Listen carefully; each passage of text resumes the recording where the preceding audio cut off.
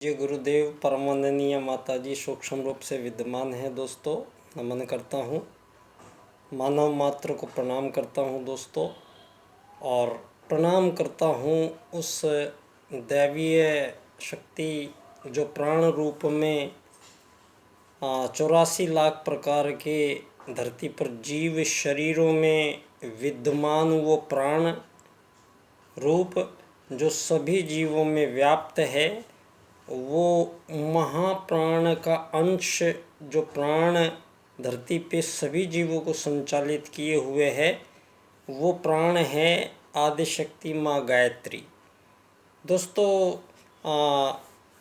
परम पूज्य गुरुदेव ने बहुत ही सुंदर ढंग से वैज्ञानिक विवेचन के साथ ये पूरा गायत्री महाविज्ञान जो है, जो धरती के प्रारंभ काल में जब मानवों का आगमन धरती पर हुआ और अन्य जीव जंतुओं का आगमन हुआ, तो यहाँ अब हम आपसे मेरा चर्चा करने का निवेदन ये है कि आप लोग सारी दुनिया में ये 2000 साल जो 21वीं शताब्दी चल रही है, ईसा से बाद का जीवन जो है, ये 2000 वर्षों का जीवन जो है, ये ईसा के बाद से ईसवी का प्रारंभ जो 1 ईस्वी 2 ईस्वी आज ये 21वीं सदी आ गई है।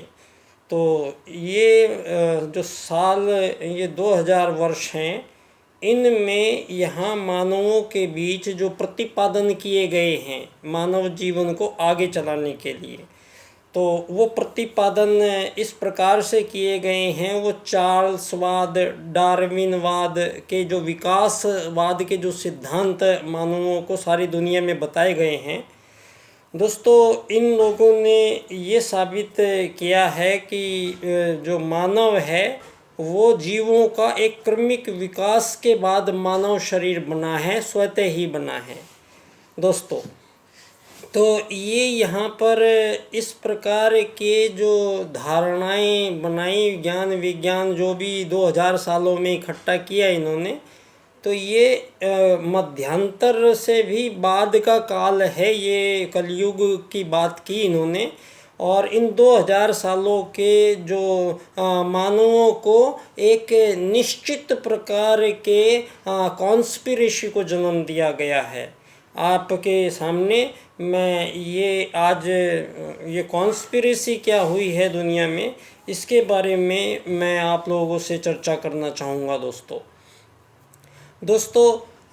अभी कुछ दिनों पहले तक, 10-12 साल पहले तक हमारे भारत में हमारी आज़ाद भारत सरकार जो हमारी थी, वो आज़ाद देश की आज़ाद भारत सरकार सुप्रीम कोर्ट में हलफनामा पेश करके कहती है कि यहाँ भगवान श्री राम का कोई अस्तित्व नहीं था, और ये भगवान श्री कृष्ण और राम जो हैं ये इनके काल्पनिक चरित्र बनाए गए हैं और इनके कोई तथ्य नहीं हैं।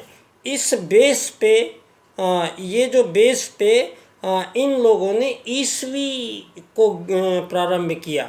जो सनातन जो भारत है उस भारत को छोड़ के और इन्होंने ईसा से प्रारंभ किया, और आज सारी दुनिया में इस ईस्वी में जो इन लोगों ने कॉन्स्पिरेसी हुई है वो हुई है यहाँ धरती पे आज़ादी बांटने की कॉन्स्पिरेसी दोस्तों। किसी भी एक प्रजाति के जीवों में यहाँ परमात्मा ने 2 सूत्रों से स्वतः संचालित 84 लाख प्रकार के जीव शरीर, केवल 2 सूत्रों के अंतः प्रेरणा से 2 सूत्र उनके हर किसी जाति में उभरते हैं दोस्तों।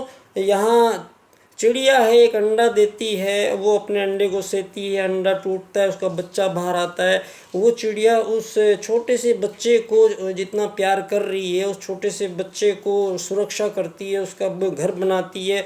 तो चाहे वो चिड़िया छोटी है, लेकिन क्या उसकी ममता उसके बच्चे के लिए हम कम मान लें, या उसकी कोई महत्वता नहीं है? जहाँ एक मानव, एक स्त्री अपने बच्चे को प्यार करे, सुरक्षा करे, तो वो ज़्यादा महत्वपूर्ण मान लिया गया है। और चिड़िया अगर अपने बच्चे को यहाँ पे आपके जैसे सोच के पाले तो उनको अधिकार नहीं है तो ये मातृत्व जो गुण है ये धरती पे संपूर्ण जीव प्राणियों में है।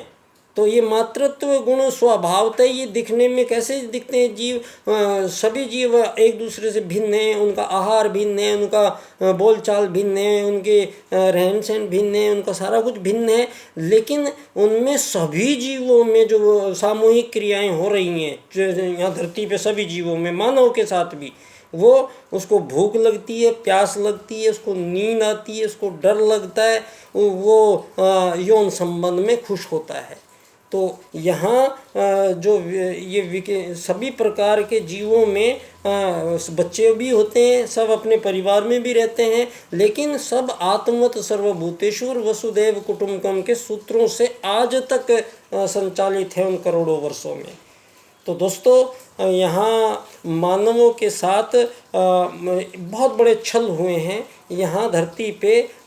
फिर आप लोगों ने अभी नासा ने कुछ दिन पहले भगवान श्री राम का वो राम सेतु पुल जो उन्होंने 4500 साल पहले बनाया था, वो पुल की सैटेलाइट से पिक्चर उतार के और चित्र दे के नासा को लिखना पड़ा कि ये 4500 साल पुराना मानव निर्मित पुल है।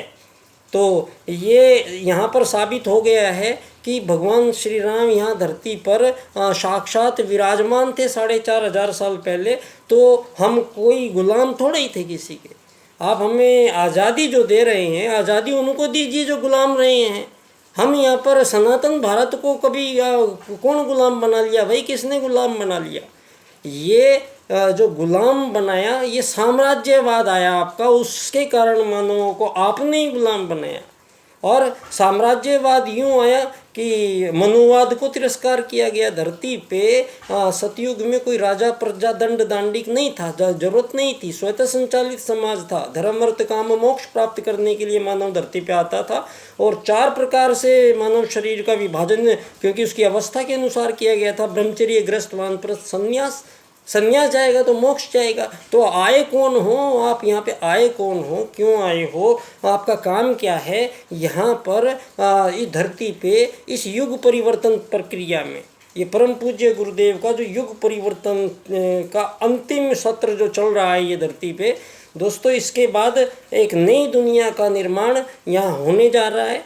और ये 2 सूत्र आत्मत सर्वभूतेषु और वसुदैव कुटुम्बकम, ये दोनों सूत्रों को मिल जाने के बाद आप सब लोगों के सामने मैं ये विषय प्रस्तुत करता हूँ। आत्मत सर्वभूतेषु वसुदैव कुटुम्बकम का मिलान हम कर देंगे तो सारी दुनिया के बीच में ये युद्ध, शोषण, वध, हत्याएं जो हजारों सालों से मानवों के बीच में चल रही हैं, हम इसका समापन कर पाएंगे दोस्तों।